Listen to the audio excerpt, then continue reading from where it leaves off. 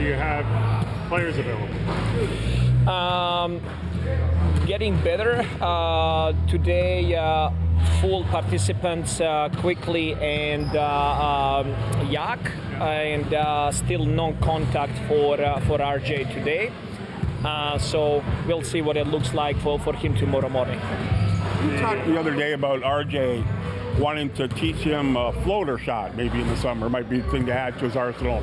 Quickly's got a great one. Like, how does that shot change the way players play?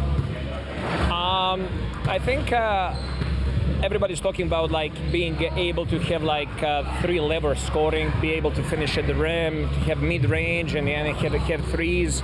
Like those shots when you're coming to the rim and there is a really good shot protector.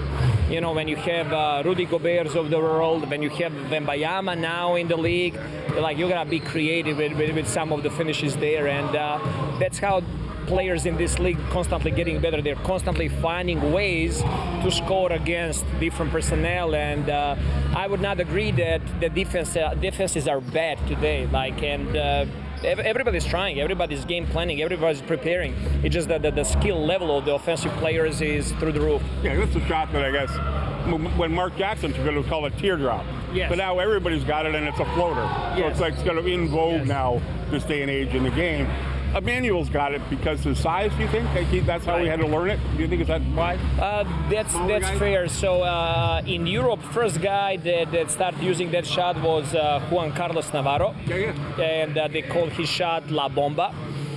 And it is really funny how he came up with that shot. It was not a coach that showed him that. He had 2 older brothers, and when he was playing against them, he just needed to find a way to get the ball to the rim, and he started using those shots. You know, it came out of necessity, you know.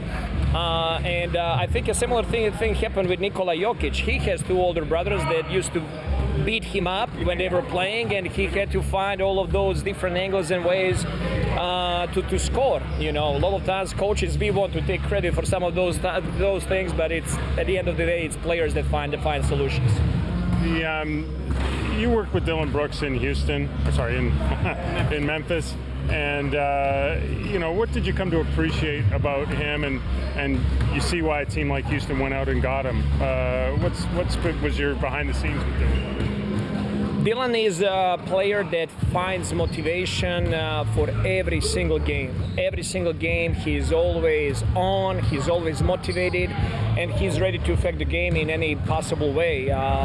He takes a lot of pride on defensive end. He's one of the best defenders in the league, and that kind of attitude that he has, that transfers on the whole team. And he's keeping guys accountable on the team that they need to be better defensively, they need to box out.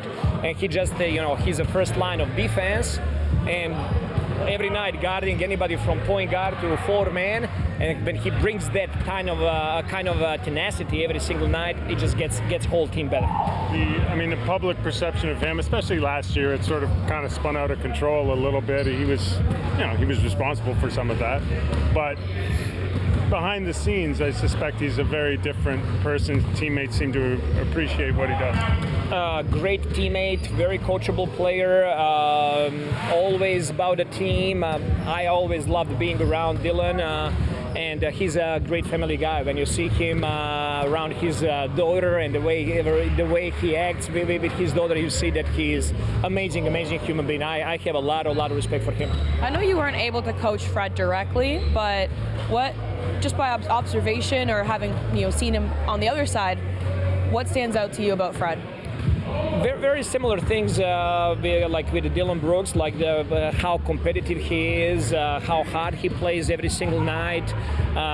For a small guard, he's always in the action, he's always active, he's always taking charges and getting steals and just finding the ways to win. And I really admire the way he was raised up from G League and finding the way to be on the roster, to become a starter in the league. His progression was amazing in over the last 8-9 years. When you look at Houston the last 2 years, let's say, obviously a team at the bottom, very, very, very young, and then how do you think the influx of people like Fred, like Dylan, Uncle Jeff, They, kind of, what have you observed as you study a team like that? Adding those type of players definitely brought a quality and experience, and having that kind of veteran presence on the team helps with the team to know what they want to accomplish and to believe in that. And but I think that they're playing a really good season. They made a huge jumps comparing to previous couple of years. But also those players that played previous 2-3 years with Houston, they grown up. They needed that kind of experience to get to the level where they're at right now. Our old friend Dylan Brooks, and I try to explain this to people all the time. Like, what the public sees of Dylan is not. He might be the nicest guy you ever met. And that's a guy that you want on your team. When it comes to the game, he's serious. He plays really hard. So yeah. Have you had a taste of how irritating he can be, and why a lot of people don't know him, don't like him? Absolutely. Every time we play each other, we talk trash the whole game. We pushing each other, all that. And then as soon as the buzzer sounds, big hug. Like I said, he's like one of the nicest dudes that you'll ever meet. But then on the court, he's real competitive. Are you a trash talker at normal times, or is it like only the guys you really know who bring it out of you? Sometimes, like D'Lo was talking trash the other day. I'll talk trash, but D'Lo and I went to the same high school, so I know of him, and stuff like that. But definitely Dylan probably talked trash to the most, for sure. We're going to get the three of you this week, you, Dylan, and Shea, right out back to back to back.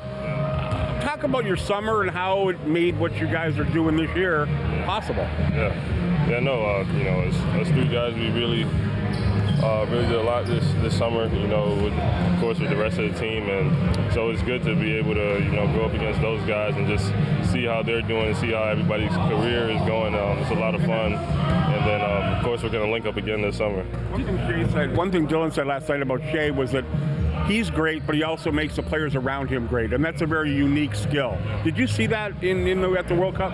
Yeah, for sure. I mean, and he's a player where it's like he can really go and score whenever he wants. So so when he's passing to the rest of us, and now we're all playing well, that's that's a huge skill, a huge talent, and it takes a lot for a player like him to do that.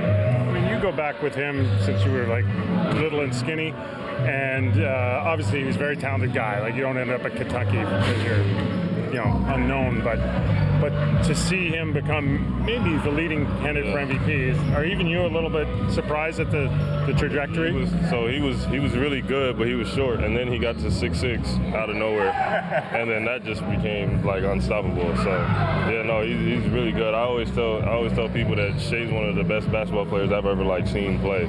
So he's really good, and that's why whenever I play him, I talk trash to him too. I talk a lot of trash to him all game long, because he's really good at getting steals and stuff. So I tell the refs, like, hey man, every time I drive, Shea's gonna foul me. So I just try to talk a lot of trash to him. But I love playing with Shea. Obviously, great guy and great player. Do you think he should be MVP? I mean, the way he's playing now, he's definitely in that conversation. I mean, there's a lot of great players in this league, but what he's doing is special. And it's interesting. You look at Shea, yourself, Dylan, Nikhil. I'm probably missing one or two guys. Kelly, like, everyone seems to have come off that team and had a really good season. And do you think there's a connection between that? For sure. I mean, just the basketball that we played, he kind of gave everybody even extra confidence, and now you see it in everyone's games. Everyone's really playing well this year. Just in terms of just kind of not necessarily basketball related, but team dinner related, what was that like last night, just to come together again? And I know you guys had several over the course of the season, but you're still new to the team. Do you feel like the team is coming together now? Yeah, man, it's cool to be able to hang out with your teammates. Hang out with your teammates, have a dinner with everybody. Honestly, get to learn new things about people. Get a good meal, get a free meal. So it's been really cool. And good fashion tips? Oh yeah. We're gonna get. Yeah. I got a nice hat, so I'm feeling good about it. Yeah. How do you feel like that kind of translates to the court, though? I think that's team chemistry. The more you learn about one another, the more you pick each other's brain. Basketball or off the court stuff, it really does. It has a way of just helping when you're on the court, just being able to know somebody, maybe know where they want the ball or don't want the ball, and be able to help each other out. How's your knee? It hurts, but it's getting better. So yeah. And I guess my one last question, sorry, is just how impressed have you been with your teammates just kind of stepping up with all these injuries? Yeah. I mean, last night was, a couple days ago, that was a great win. We have enough, man. Whoever goes out there on the court really plays hard, competes. Even Atlanta, that was a good game. Had a chance to win at the end. So, last couple games, been playing really, really good basketball. Thanks for watching the Toronto Raptors YouTube channel. Check out our latest video and subscribe for more. Denied. Lead pass. Here's McDaniels. In a crowd. Wide open three.